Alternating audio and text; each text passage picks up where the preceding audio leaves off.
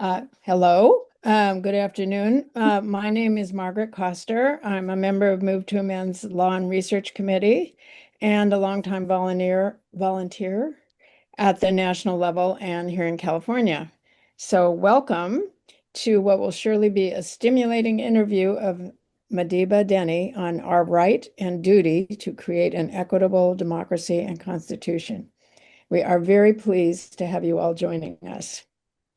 For those who may not be familiar with Move to Amend, we are a national coalition working to enact the We the People Amendment to abolish the judge-made constitutional doctrine that a corporation is a person with rights and political spending equals free speech as a stepping stone toward a more fundamental constitutional renewal to create authentic, equitable democracy.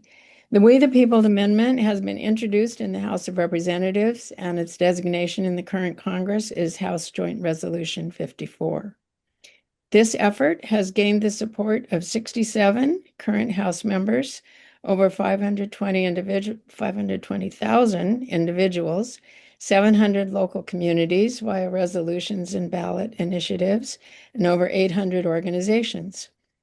Our principles have always been anti-oppression and solidarity organizing, coalition and movement building, grassroots organizing, dedication to political education, and political and economic independence. Check us out at movetoamend.org and sign our petition at movetoamend.org/motion.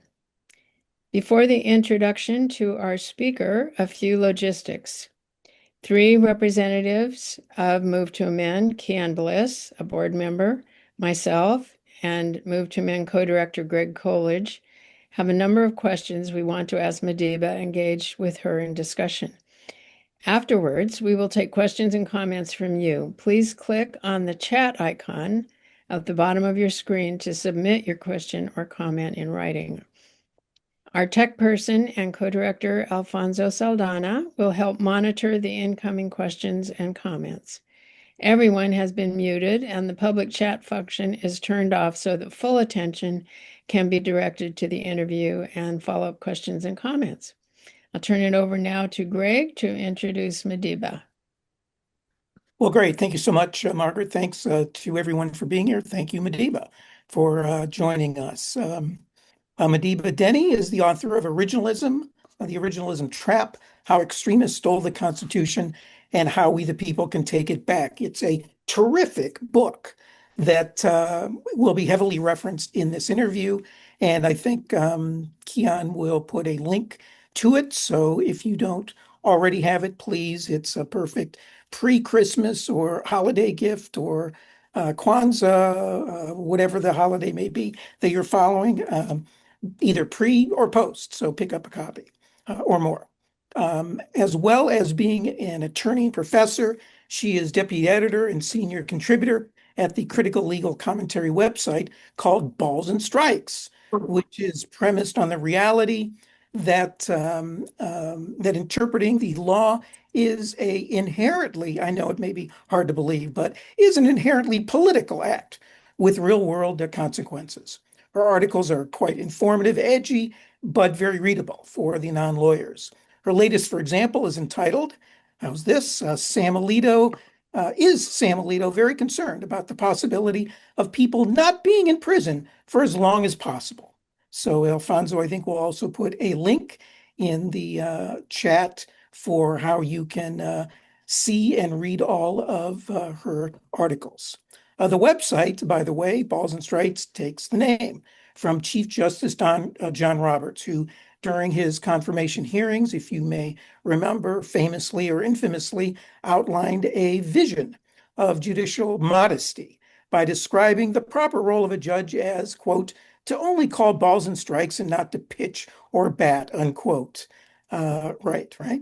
Well, I met Madiba in June at the what was called the Third National Constitution 2076 gathering, a diverse gathering of individuals working to organize a more socially, economically, and politically just constitution. And it was there that I had the honor to receive from Madiba this. I don't know if you can see it, but it is a John Roberts bobblehead, which accurately and, of course, metaphorically depicts his role on the Supreme Court, which is he is an active and aggressive, not just umpire, but baseball player on the field while wearing a judicial robe. So thank you, Madiba, for being here. Okay, we turn now to our interview. And first up at bat with questions is Kian, followed by Margaret and then myself. Kian. Thank you, Greg, and really appreciate you, Madiba, for joining us today and talking with us. Um, let's jump into talk about just ground us in one of the terms that we're most familiar with when we're looking at the Supreme Court, as well as its conservative bent in a lot of ways. What is originalism, and how does it shield its adherents from addressing issues of justice and democracy? Sure. Strong opening question. Also, thanks so much for having me. I'm already having a blast. That intro music was fantastic.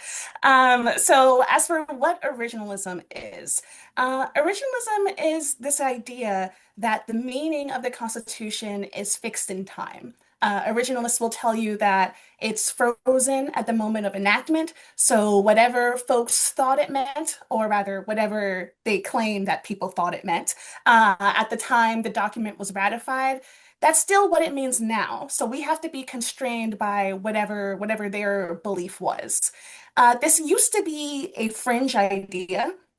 Folks had thought for a very long time that history could be a factor in determining what the Constitution means. But only within the past few decades did the conservative legal movement start to really push this idea that it's actually the only factor, that your constitutional interpretation is illegitimate if you are deviating from what people thought it meant when the founders were walking the earth. And there are several problems with this. I will flag a few of them just to start. So I think one is, if we're talking about as an empirical matter, uh, originalism is just incorrect because we know that the meaning of the Constitution changes. We've seen it change. We see the Supreme Court change it all the time, but we've also seen it change a lot throughout history. So even when the text itself, the Constitution did not change, but the way people interpreted it did. So as an empirical matter, we know it's just factually incorrect. That's not how things work. Then the next question is, what about as a normative matter? Is this how things should work? And I would say absolutely not. Because the Constitution was written when much of America was much worse off.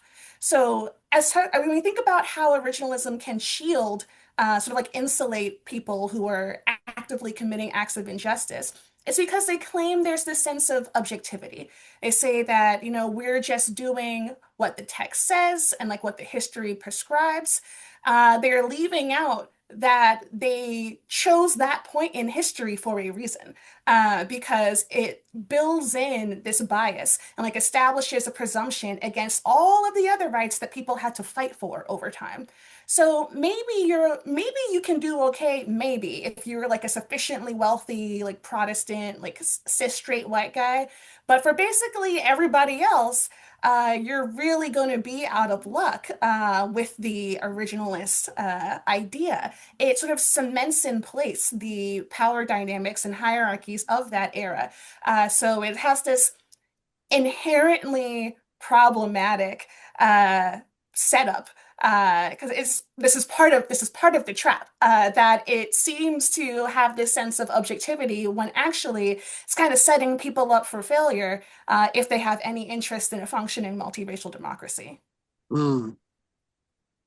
That's a really good response, and really kind of grounds us in how it not only maintains and perpetuates that founding status quo, but also almost absolves responsibility for those that are currently here in the here and now.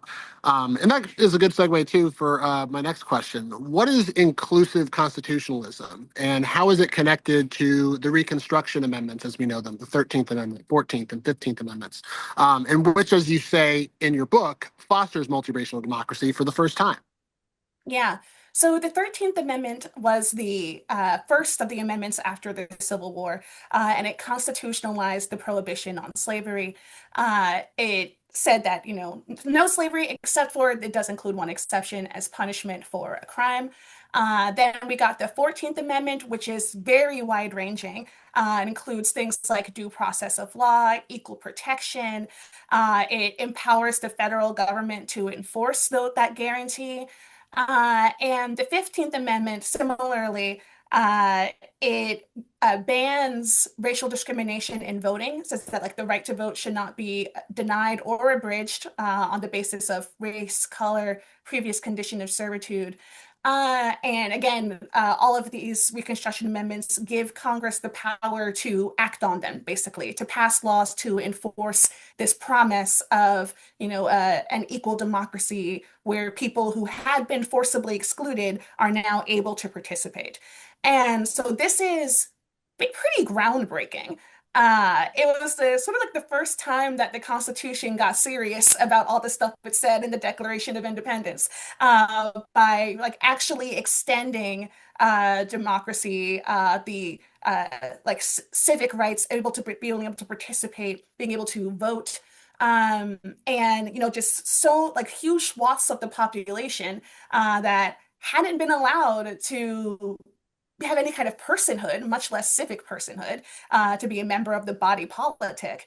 And so it gave us this really transformative tool in a way that I think is fundamentally at odds with the idea of originalism. Because originalism tells us we have to keep everything in place. It preserves the status quo by design, saying that you need to judge everything against the founding era. That becomes our high watermark for success. But when you look at the Reconstruction amendments, their whole goal was to get past that. It was to change that and instructing the rest of us to change it too, like empowering the government to act on this to enforce these guarantees. So I think that the Reconstruction amendments are telling us to go out and make things better, to build this egalitarian democracy, to include people who had been pushed out. And that's just at odds by definition with originalism telling us actually we have to stop striving.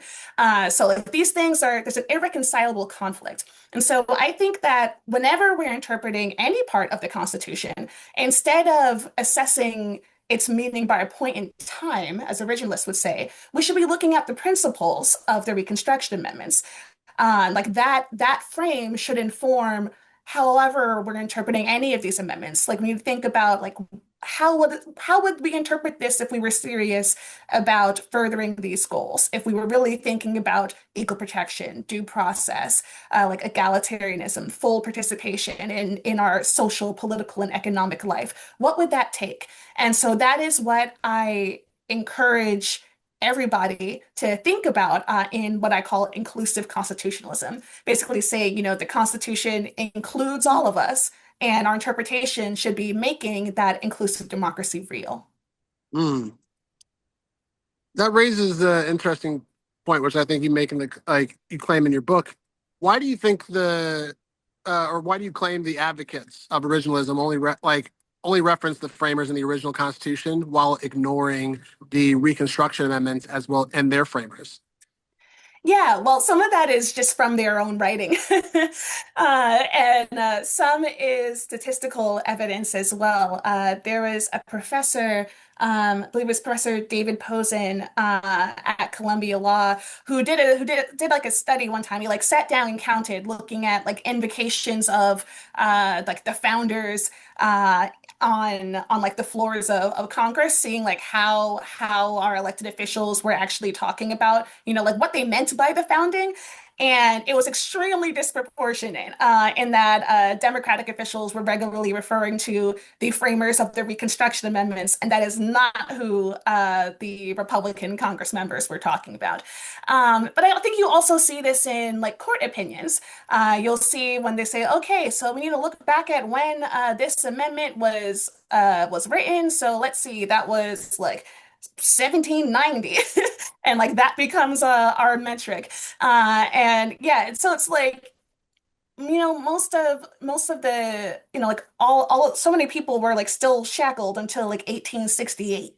And so you're disadvantaging a lot of people that way.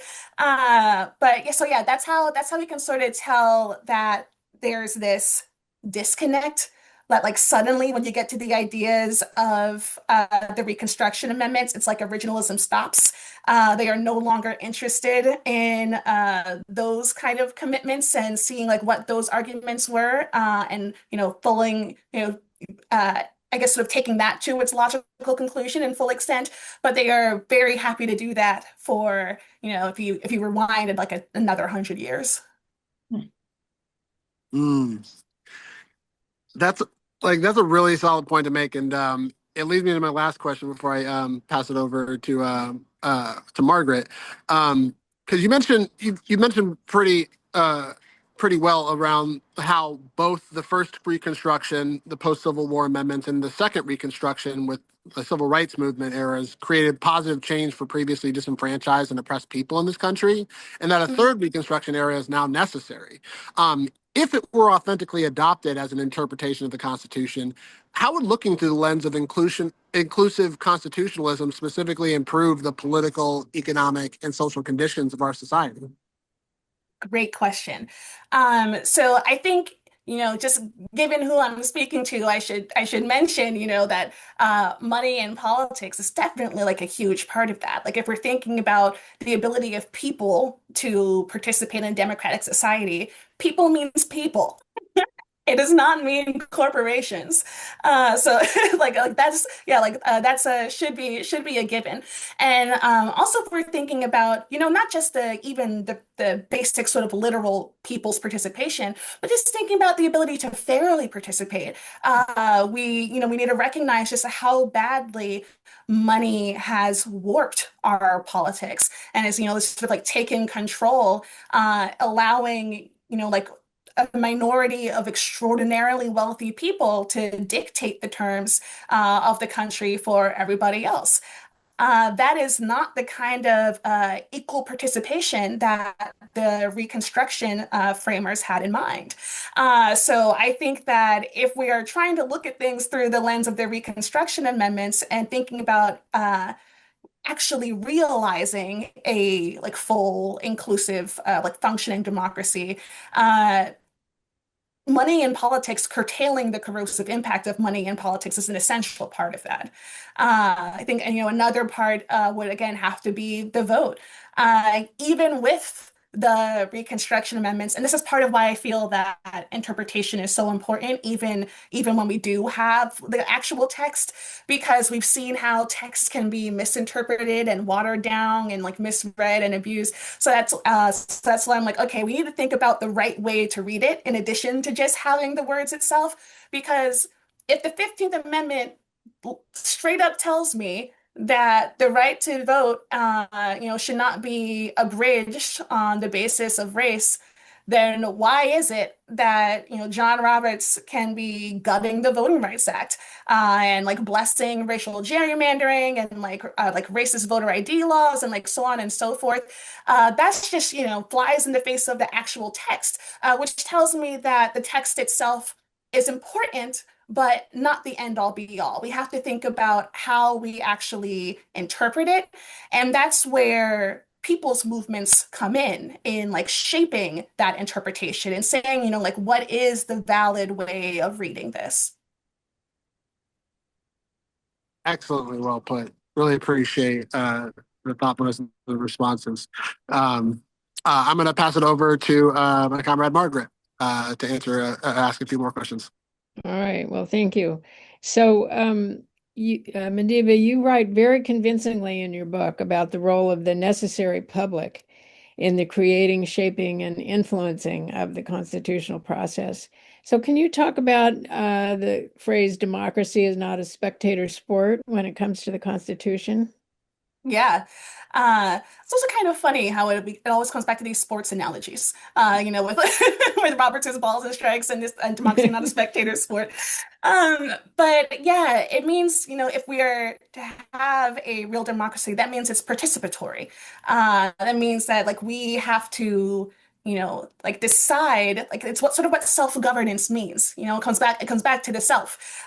We have a role to play in making those decisions that affect our lives, and the lives of those around us. And I think democracy is not a spectator sport also speaks to the capacity of people to like really change what we think of as democracy and what laws mean.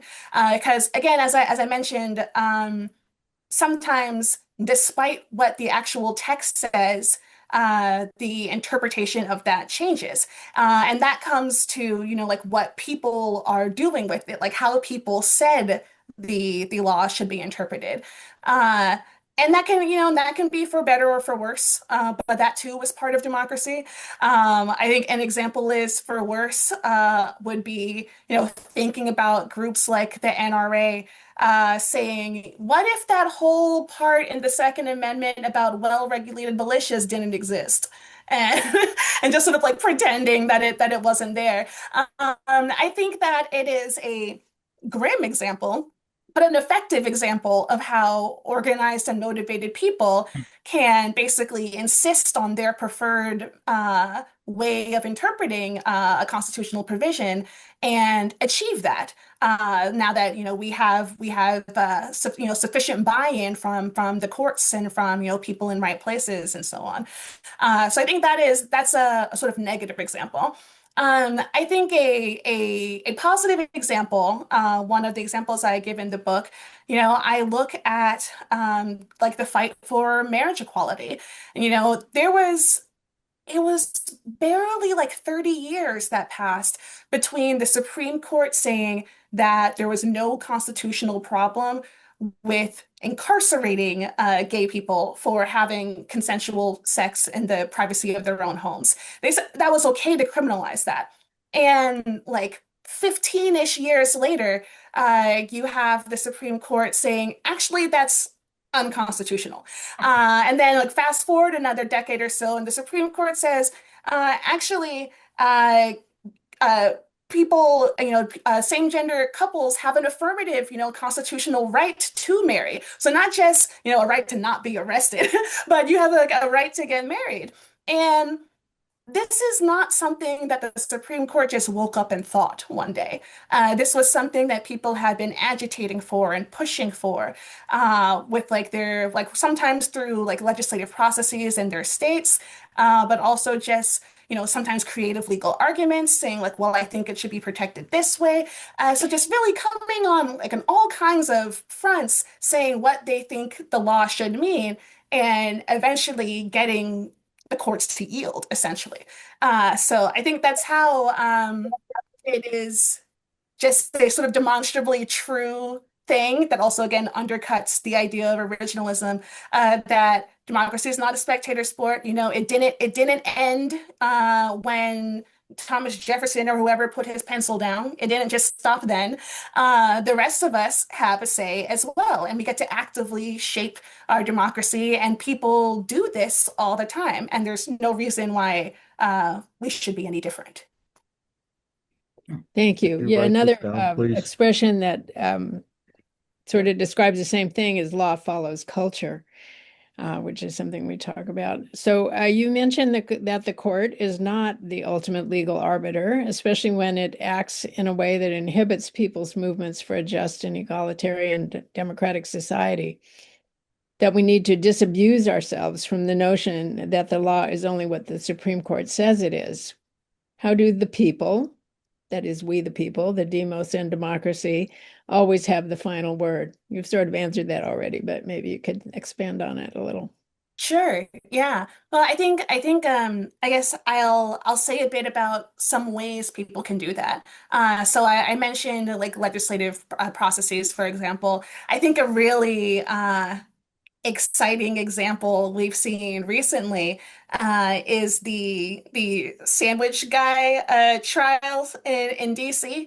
I think that we basically saw a community declaring, by the community, I mean the people who are on the jury, declaring their idea of what the law sensibly should be, as you have the administration trying to prosecute this guy for assault for throwing a hoagie, and them like laying out like, in the precise detail, like, oh, if you, all it takes is checking these statutory boxes and you can find this person guilty. And the jury said, no, no, thank you. We're good. And I think that is sort of like an example of people, that like jury duty can be an example of people saying that's not what that means, or like this is what this should mean instead. So that's one way. There's also again, like ballot initiatives. I'm thinking about in the wake of Dobbs, when the court took the unprecedented step of rescinding a constitutional right, a bunch of states tried to change their own constitutions, said, well, this is still a constitutional right, and so on, we're going to update our state's constitution to say so. So that's like another way.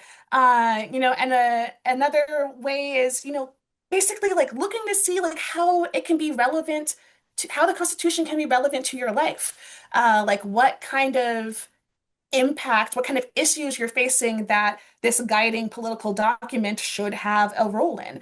I think I'm gonna take us back for like a century ago. I'm thinking about some of the like early like labor movement, when a bunch of laws were like struck down, that were like trying to like protect like child laborers or like women, and like people were trying to like establish like new laws to stop these abuses, and courts had thought it was perfectly fine until enough people insisted that it was not, and said that like this law to like protect me or to like protect my children is perfectly valid, that it does comply with like this part of the Constitution or the spirit of the Constitution.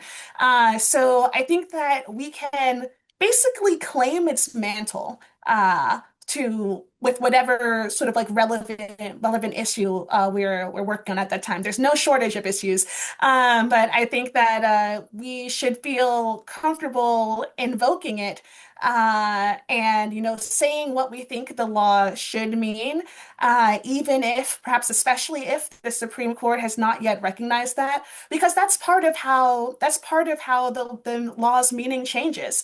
Um, I'm just thinking, I got myself going. I'm just thinking about a speech young Martin Luther King gave, it was after Brown v. Board. And this was like a real possible, turning point in constitutional interpretation, because even with that ruling, people didn't know yet how it was going to apply, like what the full reach was. Like, is it going to be just constrained to schools, or does this also apply to segregation in other settings, like on buses? And we had folks like Martin Luther King and other folks in the civil rights movement saying, no, no, it applies to these things too. Like they insisted on what it should mean, and like pressured the courts and pressured people in power accordingly through boycotts and protests and marches and so on and so forth.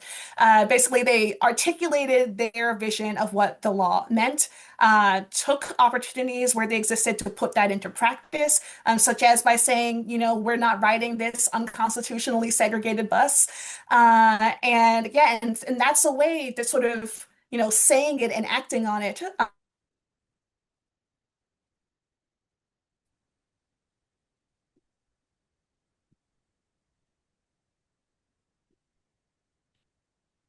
I think I might have frozen for a second. There we go. For a second there, I was like, suddenly everyone got very still. FBI was not successful. So Hi, am I connected? Yes. I heard that, yes. Sorry. So I didn't hear the last part of what you were saying. So I have one more question. So this is about move to amend. Some people So Move to Amend is one of the only organizations that has been dedicated for the last 15 years to build a multiracial and grassroots people's movement for authentic democracy by directly challenging the judge-made doctrine that a corporation is a person and money equals free speech. We've attracted over 700 local and state resolutions and ballot initiatives, over 800 organizational endorsements, and over 530,000 individual supporters and 67 House co-sponsors of the We the People Amendment. So what do you think of our effort, and what recommendations would you make to us for going forward? Yeah. I mean, I think that's incredible. That is so many people, and and people's like the most important part. And so it is, very impressive and very cool to have, that many people already on board. And I think that this is probably a political moment to where we could get a lot more people on board as well. Because just thinking about how, let me think of an example. During the government shutdown, how Trump got, what was it, like 100 million, or maybe it was billion, like dollars from like a mysterious like anonymous donor to fund the military. That's absurd, and and completely outside the constitutional order. And like same thing with Elon Musk temporarily essentially like buying his way into political power, like actual government authority, like defunding like federal agencies just because of one random rich guy's say so. That again is outrageous. So I think there are some really compelling cases right now to demonstrate like just how important it is to get money out of our politics. I think there's probably also a lot of, people are becoming a lot more cognizant in recent years as the Supreme Court has become a lot bolder about the sort of nonsense it's willing to do, about looking at the courts more skeptically. So I think that there's, probably some basis there as well to get more people thinking, yeah, the Supreme Court said that, but so what? Like the Supreme Court says all sorts of bad stuff. We are moving past that. We don't accept that view as legitimate. So yeah, I think that I guess I would say keep it up.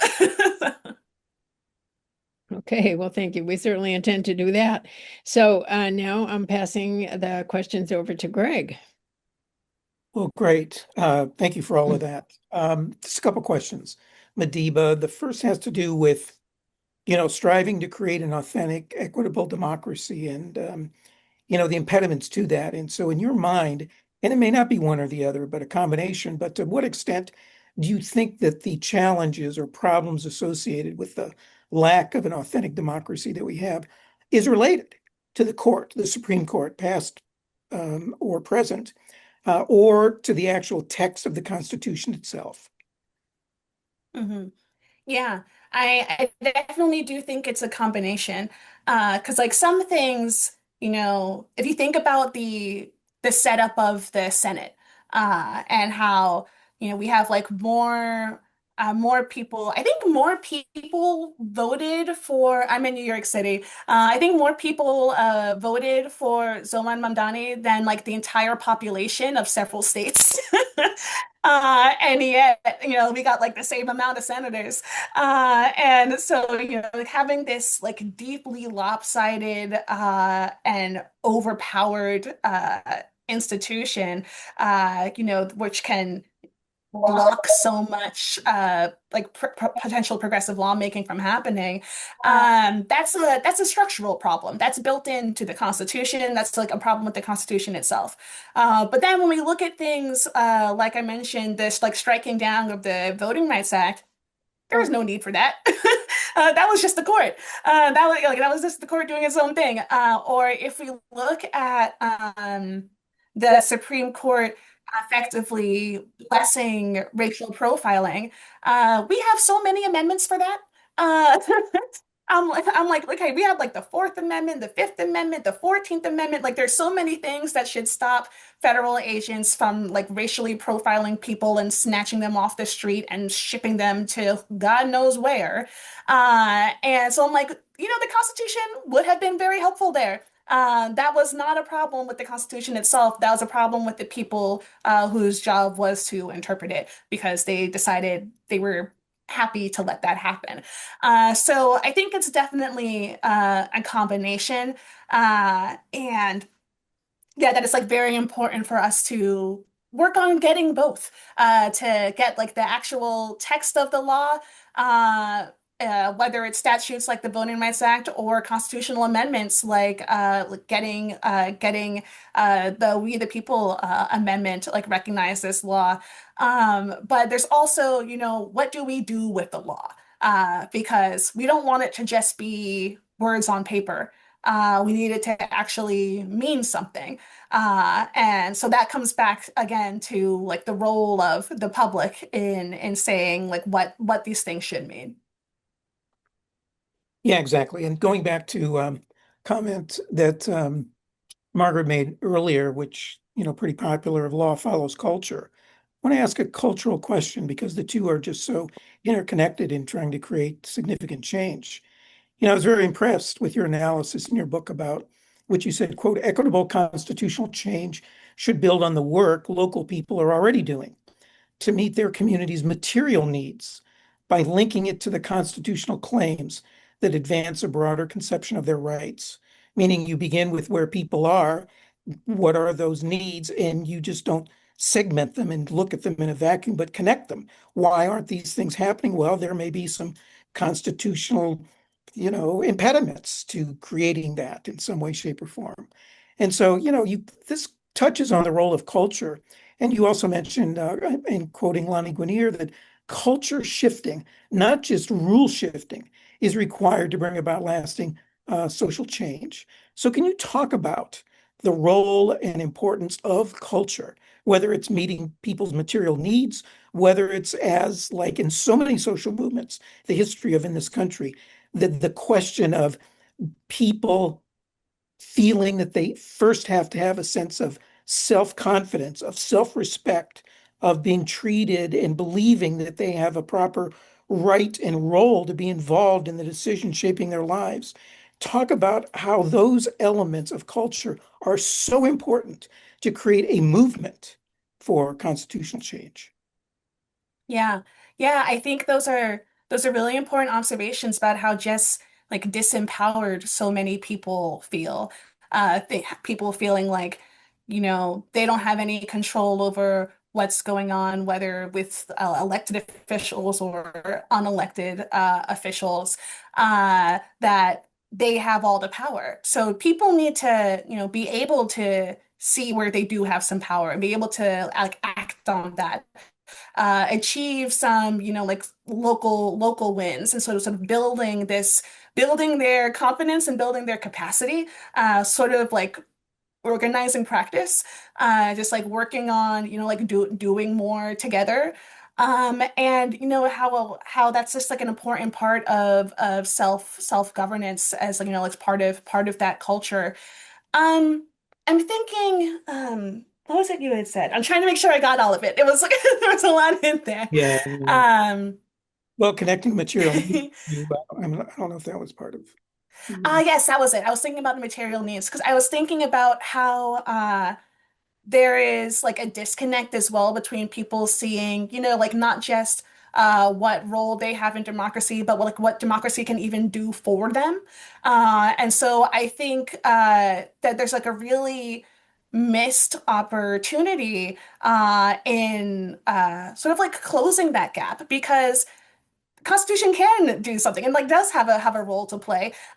We've certainly seen like the rich and powerful shape the Constitution for their material ends, with declaring that money is speech and like distorting elections.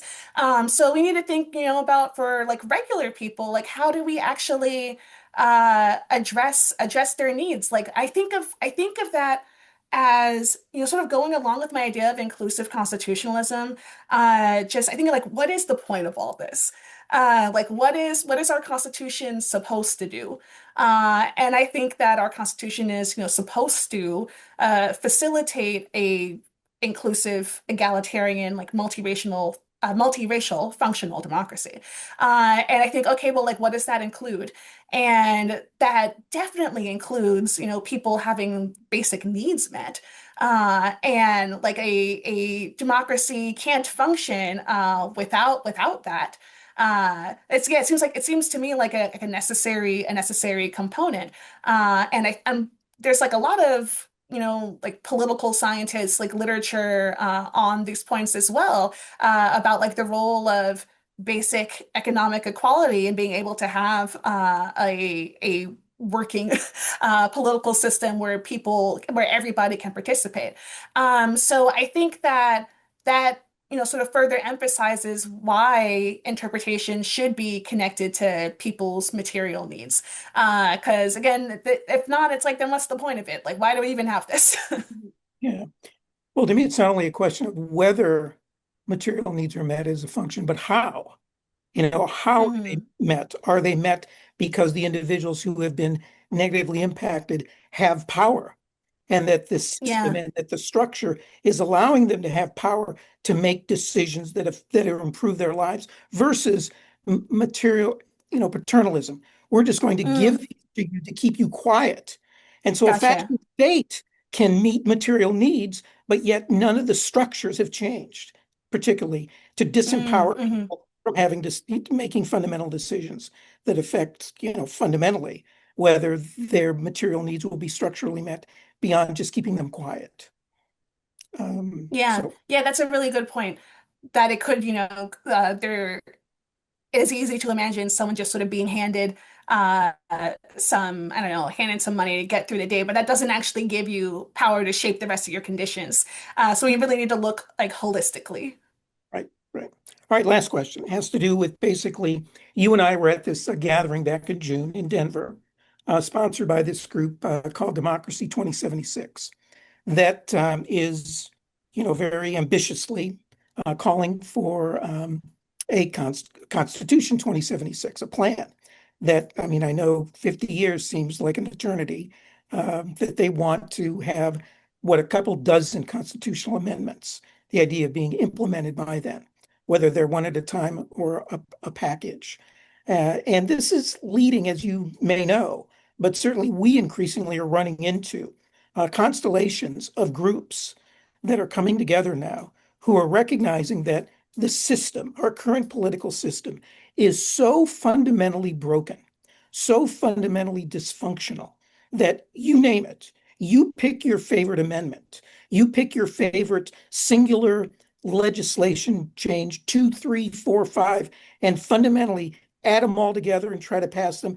And even if we're successful, it's not going to make a whole darn major difference because the system is so broken, is ignored. The Trump administration has figured out ways to end run around it, exploit it, or ignore it. And that really what we need and what a lot of people are talking about, from some constitutional law professors to activists to people in between, podcasters and the like, is we need a people's convention that operates sort of outside of the Article 5, that is talking about a multiplicity, that even the We the People Amendment by itself, first, it ain't going to pass, given how the whole system is structured. Any singular amendment ain't going to pass by itself. That we need to start thinking together in unity and together as a package, and to do it. And the only way to do it as a package is via convention. Now, obviously, to go from where we are now to where we need to be, in which, right now we're not in a place to hold a convention because our friends on the other side might do some horrible things. But nevertheless, it's got to be constructed to where there is sort of a fairness and an inclusivity that doesn't exist now, that gets beyond the polarity. So just, where are you at in terms of thinking about fundamental change? Can it happen? Do you believe it can happen, that we should fight for it to happen sort of one at a time? or reality in thinking and starting to plan and doing the education, the advocacy, and the organizing necessary to think about doing this thing collectively. Hmm. I mean, I definitely think that either way, I think there should be a lot of education on like how to like what the sort of process is, and like what the sort of goal is of the constitutional amendments. I think yeah, that's something that's going to need to happen regardless. I think that it's possible you might need like even if not a single amendment, I think it would probably just this is me just my personal opinions. I would imagine that it would need to be like either a lead amendment, or like the amendments are also grouped around a theme, because I think otherwise I can imagine it getting like too convoluted and too hard and people like, sort of like being drawn every which way and like not knowing what's what and sort of trying everything and then nothing happens. And so I think there would need to be like at least like some kind of focus. But it could be, but it doesn't have to. It could be like a thematic focus. So include, like money out of politics, that like money is not speech, but also include something about, like public corruption laws, or like also include something about I don't know, there's something about like things along those lines, Yeah, to sort of like democracy a theme. package. Mhm. Yeah, like democracy themed, or something about what's the word I'm looking for? Foreign emoluments. Something about just regular emoluments wherever they come from. Because it's not only foreign emoluments we need to be worrying about. So I think that yeah, I can imagine that being a potentially helpful way to stay focused, while still doing a sort of package deal. Also, even if you were to do just one, I think that historically amendments happen in like bursts. Like there's a gap where like no amendments have happened, and then once that seal is broken, like two or three other amendments are passed in like relatively quick succession afterwards. So I think it's sort of like a natural thing, and that sort of goes with what you were saying, Greg, about practicing governance, in that like okay, you get people to stretch out their constitutional amendment muscles. Like we like work first on this one, and then we can go back now that people have like warmed up and know a bit like how this works. um Right. Now I think that there has to be a lot of organizing and like a lot of thinking about, again, like what a convention can legitimately look like, because I definitely am deeply concerned, as you said, about the folks on the other side, that they would, run away with it and try to use the convention to force all manner of madness into the Constitution.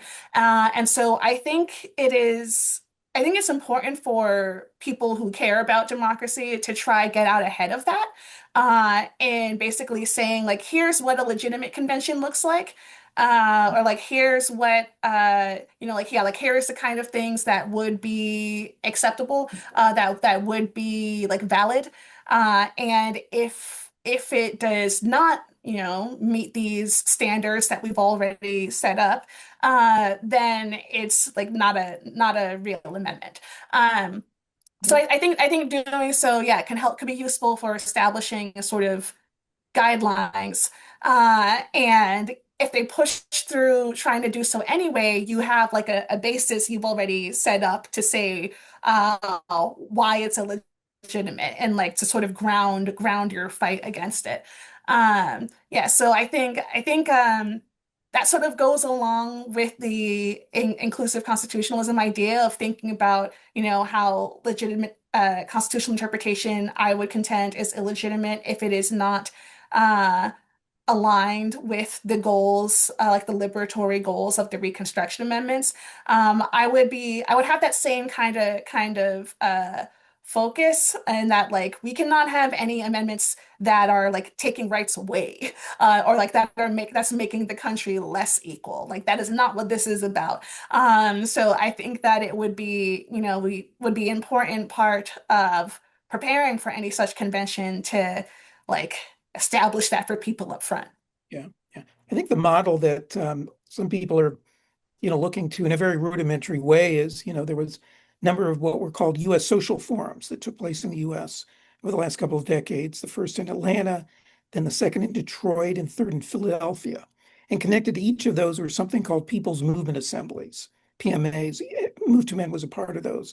Very just for a few hours, basically. People come together. What's your vision of having fundamental constitutional change? And so it really empowered people and gave them a sense of not just responding and reacting to whatever's going on, but envisioning in Mhm. a comprehensive way. And that, after all, not the greatest example, but the Constitution that we know of didn't follow the rules of the Articles of Confederation. Yeah. It was outside the rule. And that's basically what people are saying now.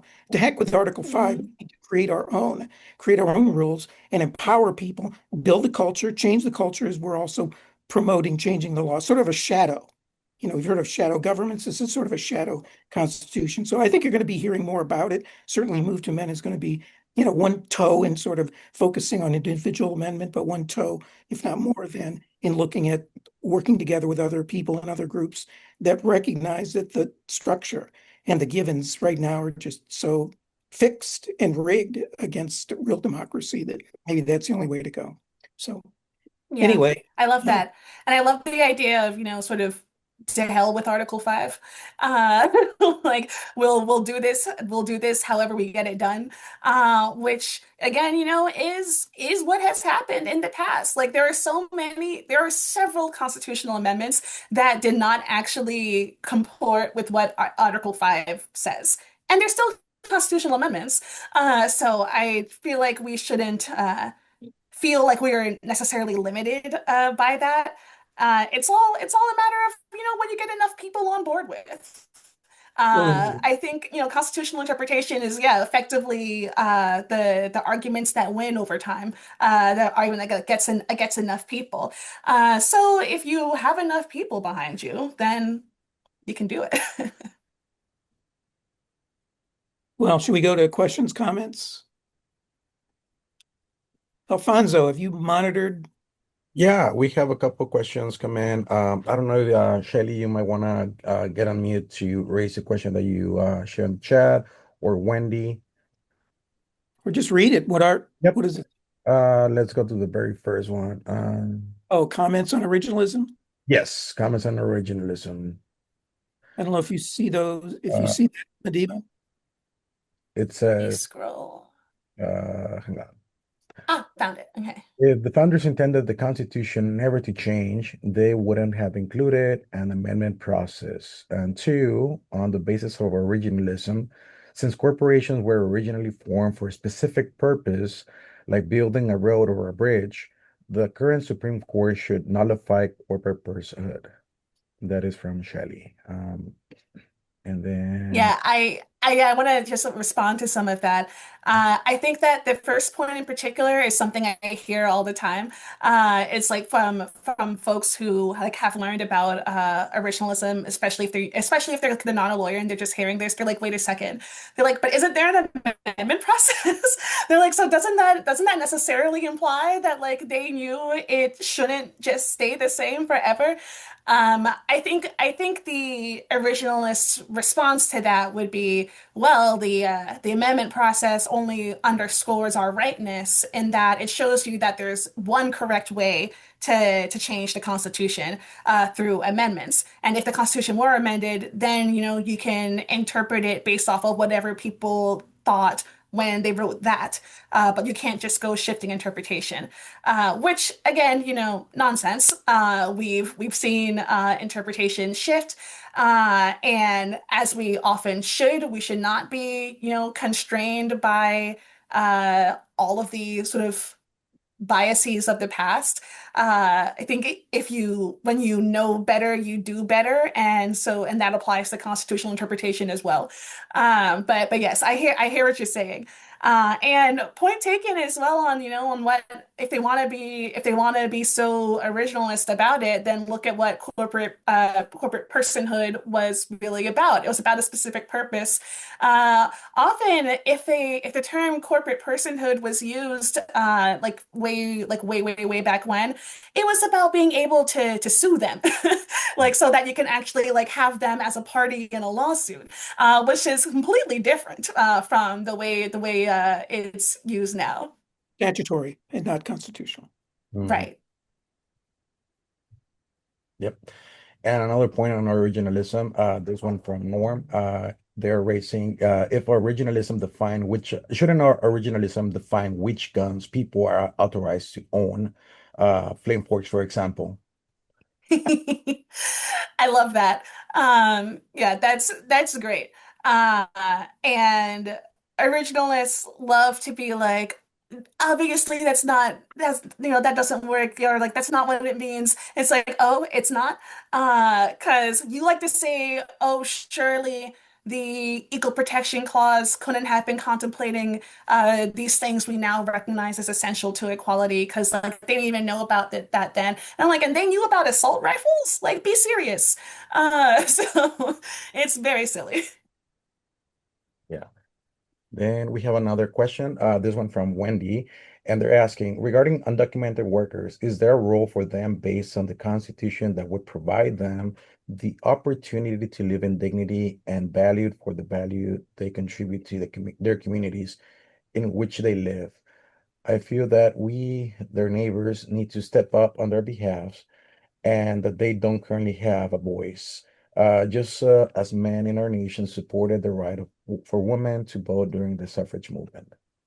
Yeah, I absolutely believe there's a role for undocumented people in the Constitution. I would say the Constitution itself, thinks that it doesn't only apply to citizens or citizens of voting age. Like if you look at the text of the 14th Amendment, it talks about persons, like it talks about people, not citizens or voters, but people. And like undocumented people have rights under the Constitution. Perhaps not the right to vote in federal elections, like that one, the 15th Amendment does say citizens. But for much of the rest of the Constitution, that applies to undocumented people as well. And yeah, so I think that is very important. I'd also note that like undocumented people are included in the apportionment base for allocating seats in Congress. So definitely a role. And as I'm thinking about it, that a lot of states, at least way back when, a lot of states allowed undocumented people to vote. Like you didn't need to be a citizen in order to vote. For federal elections, you did, but not necessarily for state elections, depending on what state you're in. So yeah, I don't think that people's citizenship status should deny them the opportunity to uh, live with dignity or participate in our democracy. Yeah, we agree. We're getting a lot of good comments. Another one by Mary Beth. They love the idea of a People's Congress, but they think that they might need a year or longer to schedule something like this, and it might require weekend retreats focused on specific issues with facilitators from organizations such as Move to Man that could summarize and look for synchronous efforts to collect that steam and traction. Fully agree with that. Yeah, that seems legit. Um, trying to make sure I get everything. Oh, there's another one by Sue that they sent directly to me. Co-scaling around the flagship issues that represent resistance will call for its important. That present resistance will call for its importance. Most efforts seem to be academic. Couldn't regional people's assembly take part in this and bring the process to the people? Yeah, that's part of why I think that, constitutional interpretation, as I'm like advocating a different method of interpreting, that we should think about like what it can do for people's material needs, because it shouldn't just be academic, because constitutional interpretation isn't just academic. It very much shapes and constrains people's ability to, live with dignity. When in a variety of ways, like whether we're talking about like voting or just again, I mentioned some of the like criminalization of intimacy earlier, just like basic things, to like being a person. The Well, in your book, Constitution, you talk about housing. yeah, yeah, I That think that if yeah, I believe that we can think about housing as like a constitutional prerequisite right to being able to actually access some of the other rights. Like I think could be reasonably incorporated under the 14th Amendment as one of our substantive due process rights. I've seen some really interesting arguments as well about like a 14th Amendment right to a habitable planet. As saying, like we have a constitutional right to like force the government to address climate change, because all of these other rights are meaningless if we don't have a planet to live on. So I think it should definitely make it real for folks, because again, otherwise, what's the point? well, and healthcare is pretty important issue these days. Wouldn't that be Hmm. nice as a constitutional right? Yeah. We also have a question from Robert Skull. Would you like to unmute yourself? Yes, can you hear me? Mhm. Yeah. Okay, good. I agree that that is somewhat risky to work through a constitutional convention because so many other things could happen. And I noticed there's another organization called American Promise, which is trying to get each of the states to ratify it, well, to pass a resolution first, each of the state legislatures. That would take three-fourths of the states, of course, which is not easy. But I was just wondering what you think of that approach, and I would like to hear your answer to that. Thank you. Yeah. Um, yeah, it's an interesting question. I'm trying to think if there are, advantages or disadvantages compared to the convention route. Like in some ways, the convention is scarier because it is like who knows what's going to happen. Like the Constitution, like arose from a sort of convention gone awry with like when they're supposed to be making just like modest changes to the Articles of Confederation. But then when you think about the three-fourths route, like that's so big in terms of just like the country is much bigger now than when they first said three-fourths. Like there are a lot more states involved. Um, but it could be useful in having like a more like a more like narrowly tailored, like constrained way, like as opposed to like a sort of free form convention. If like all of the if all of these state legislatures or state bodies, I don't know if it has to be legislator actually, um, if they were all talking about like a single particular amendment, like that they were debating on, like a resolution on this to become an amendment, that could be pretty useful for like driving a focused conversation on a particular amendment. Yeah, I can see some advantages to that. Mhm. I'm sorry, you're seeing me think this through in real time. So that's why I'm like, on that hand, well, on Yeah. the other hand. Well, one other point. American Promise on their website says that it's already been passed in 23 states, the legislatures. It isn't clear to me if it's been passed in both legislature or just Mm, one. And was yeah. just wondering, if you have 23 and some of them are actually Republican states, Utah, Montana, and West Virginia, used to be a Democratic state. But do you think that I'm just wondering if this is true because I really haven't gotten the kind of verification that I would like to have. If it's true that they have actually gotten that many states on Right. board. I mean, that's Yeah, really yeah. awesome if they have, you know. It sounds like it might be an approach that would work. And then Congress would have to take a look at it because there's three-fourths of the states. And maybe with that much pressure, you know, there's also I noticed that the states that have uh, pass resolutions that they're all states that are either overwhelmingly Democrat with no real serious challenge from the Republicans, or the other extreme, Mm. overwhelmingly Republican states that But not more can't purpley states. blame it on the Democrats, right? And the Democrats can't blame it on the Republicans in a state like uh, California. So, to me, that's kind of an interesting approach because, the studies show that Republicans, the vast majority of the rank and file, ordinary people, that they think that money in politics is a very corrupting factor as well. This is something that everyone seems to agree on, except for the politicians and the people making these big donations, if you know what I mean. So I'd really like to hear what you have to say about that. Yeah.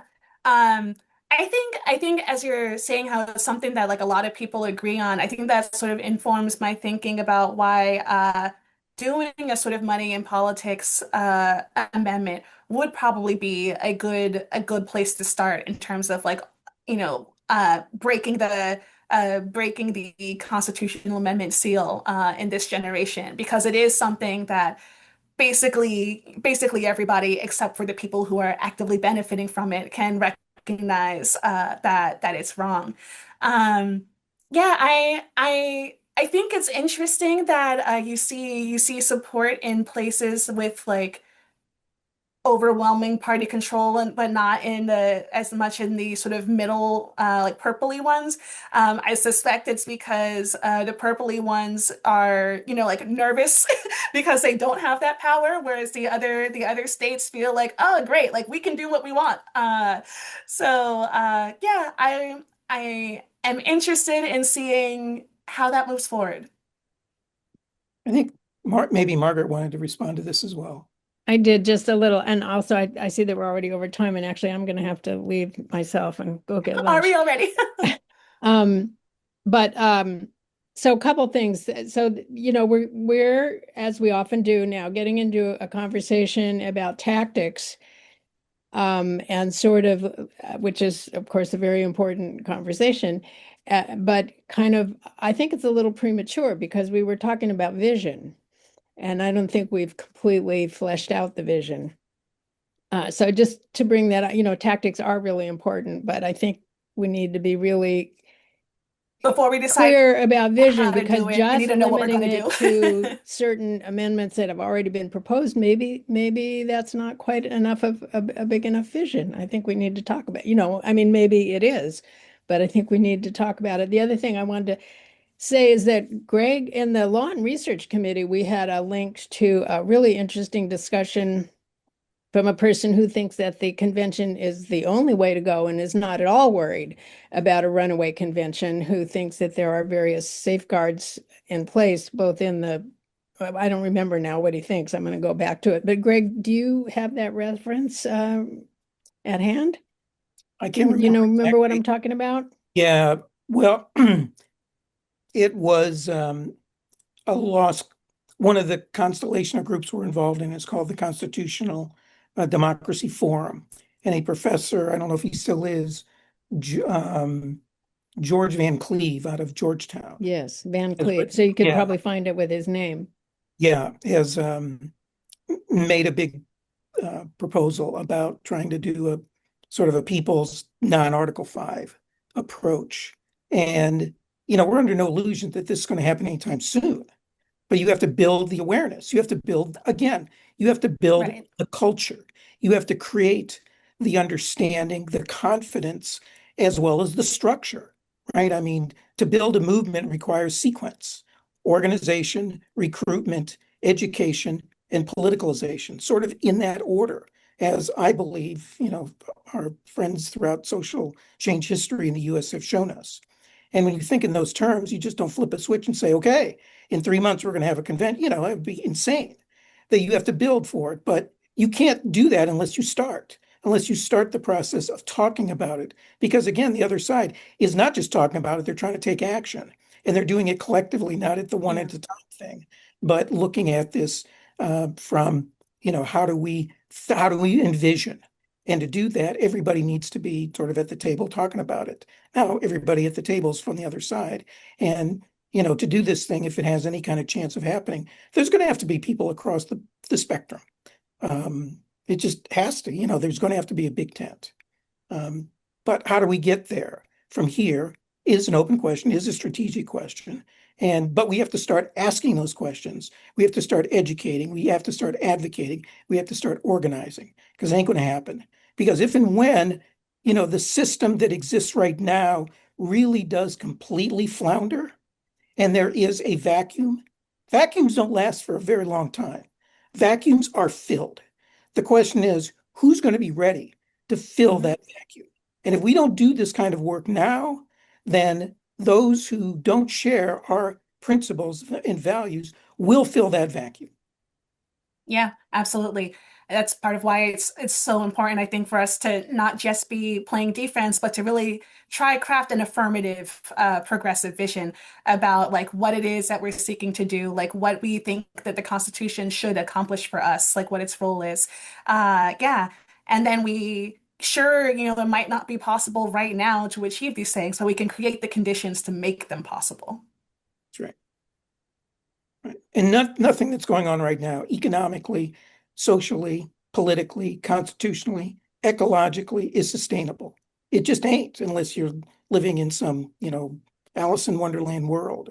And so, the can has been kicked down the road. I was thinking a bunker maybe, but yeah, right. So, now's the time, friends, to be visionaries.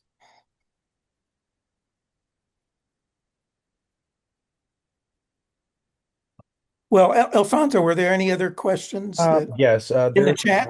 there's one by Greg. I like the organizational requirement sequence. What are the steps in the sequence that Greg listed? If you could repeat those, Greg. Well, if you we should put in the chat. I just wrote about it. I'm doing a series year-long on the cultural lessons from social movements for the We the People Amendment. And each month I look at a different social movement that sort of connects with that month. So, February was Bye, Margaret. Yep, by Margaret. The abolition movement. March was Women's History Movement and the like. But the April, or I should say the October one was the agrarian movement of the 19th century, late 19th century.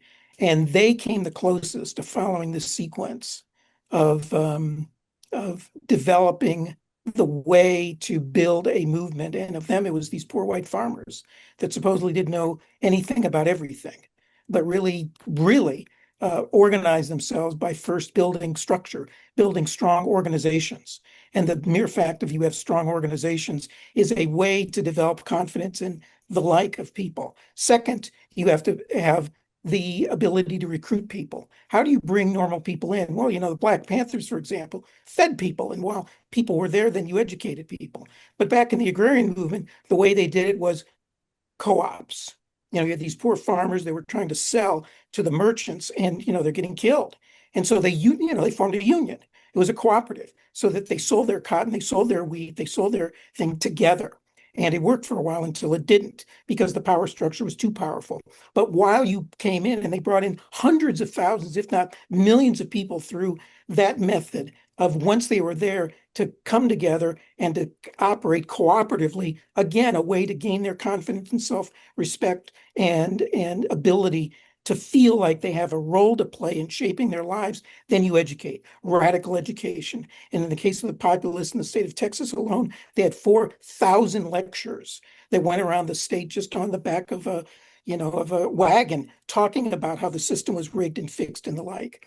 And then once you educate people and they understand how things are going on, then you politicize them to change the law, to change the rules, to elect people. They even, it sort of led to the 17th Amendment. The direct election of senators was part of the People's Platform and the People's Party of the Omaha Platform of 1892. So all of those things are really part of what I think is the process that we need to go through today.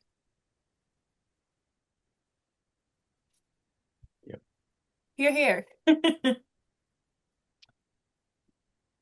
So I don't know, Alfonso, anything else, or are we going to? No, but Linda has had her hand up. Would you like to make your question, Linda? There we go.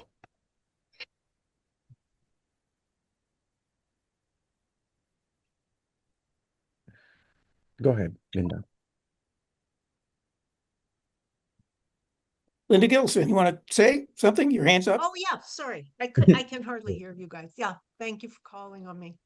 I just wanted to say I'm down here in North Carolina now. I used to live up in Montana for a long time. Montana, they're doing some really interesting things with the Montana plan now. But one of the things I noticed in my community here in North Carolina is that in this moment, so many civic groups are gearing up to educate their people on how to become citizens and to give them some practice and some training. And this fall, of course, it was all around the elections. It wasn't about specifically money in politics or any kind of constitutional amendment. But I mean, we've been in this race where people have come to think so deeply that only big money and only big donors are responsible for what happens. We have a group over in Greensboro, North Carolina, which calls itself this fall the Black and Brown Women's Voting Initiative. And they had 4 training sessions for people in their community to just sort of help them get accustomed to what's going on in our political situation and how do you talk to your representative if that person shows up at a town hall.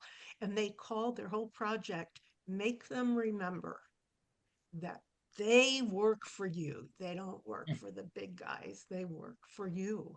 And then at the end they had a citywide town hall, which to all reports was absolutely amazingly attended, facilitated, and participated in by a lot of people who probably never would have stood up at a town hall before. So I think that's the base of where we have to start. It's maybe even more than Keep it on hold.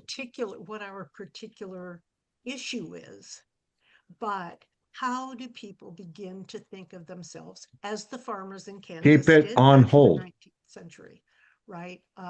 As actors in their political fates. And we're no longer accustomed to that. And it's part of the plan, of course, that we don't think of ourselves in that way. So in any case, I was really encouraged here in my part of the country because we worked with lots of different civic groups who all were saying, how do we use citizen power? Right? How do we use citizen power to make these people remember who they work for? So I think it's the moment. I think it's the moment. And wherever we start, we need to start, as Greg was saying. Thanks. Sorry, I didn't hear you, Alfonso, if you called on me. No worries. I'll get Linda. Thank you. Want to take one more, Alfonso? Christina? Hi, thank you for this call, and hello everyone. I am very familiar with American Promise.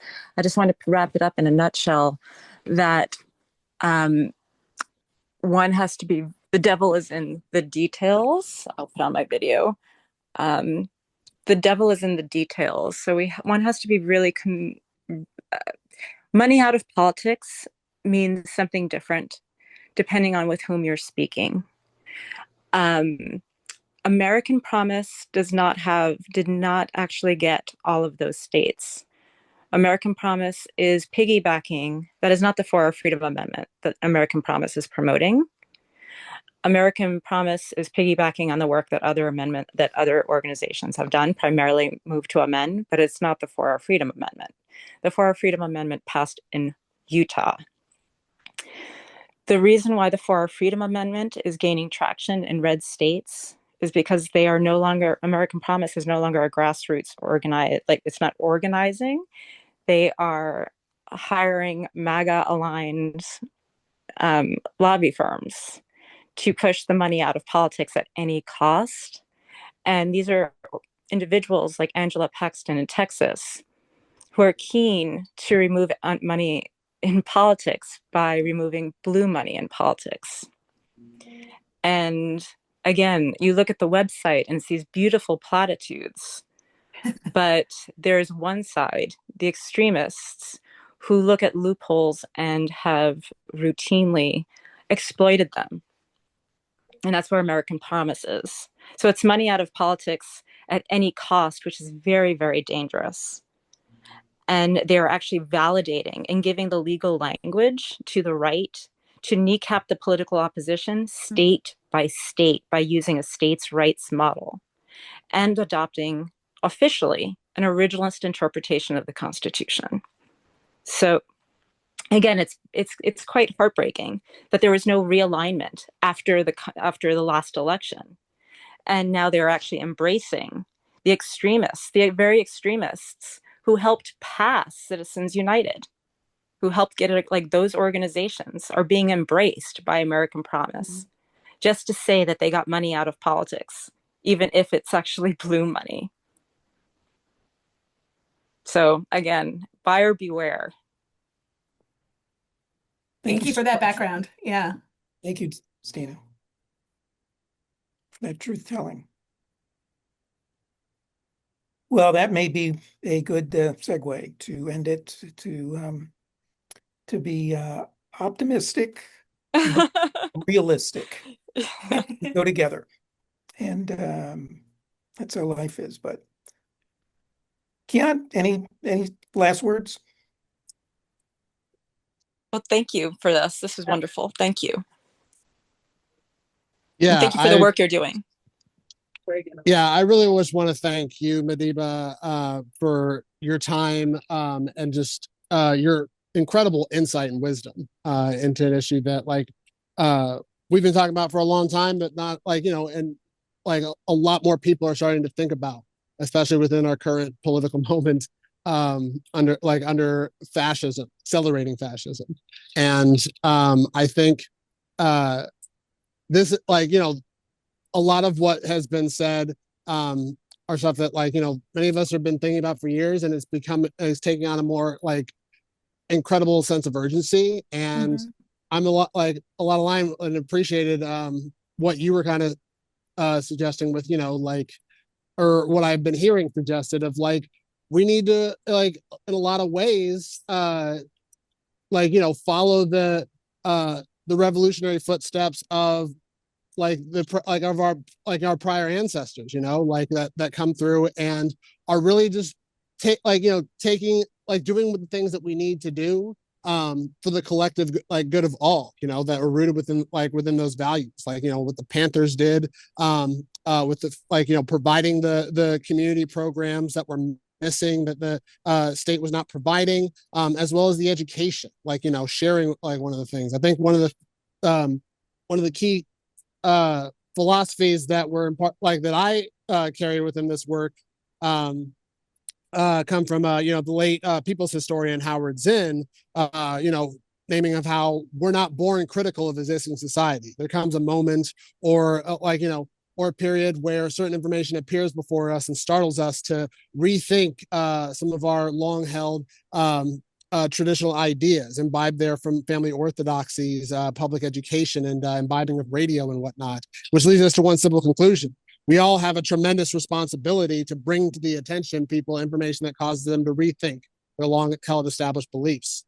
And I think we're really in that moment. And I'm just really appreciative of you being here talking with us, and for other people, for the rest of you who have joined us today to discuss this and consider it yourselves. So looking forward to diving in deeper in your book, and hope more people do as well. Thank you for your time. Yeah, thank you so much for having me. I really enjoyed getting to be here and, use this moment to try to do some of that shifting and educating. Yeah, we really are at time. Just a couple of announcements in the chat. One, somebody asked about, what I had babbled about related to the social movements. And so I put a link into that article that I've written. And the other is we have another program coming up in a few weeks. It's listed down here. It's a very long title. It takes a social movement stupid, lessons on how to amend the Constitution and how it applies to today's constitutional crisis. And that's going to be Professor Wilfred Codrington III. He's a constitutional law professor. And so there's the link to sign up for that. So feel free to do that. That is December the 4th. And he's written a book about how, just as Madiba mentioned, in the past, there have been certain periods where there have been kind of clusters where amendments have come, 2 or 3 at a time. So It that's was what. Wilfred who taught me that. I'm glad you have him. Cool. All right. So check that out. You already have a good housekeeping seal of approval recommendation from Madiba on that program.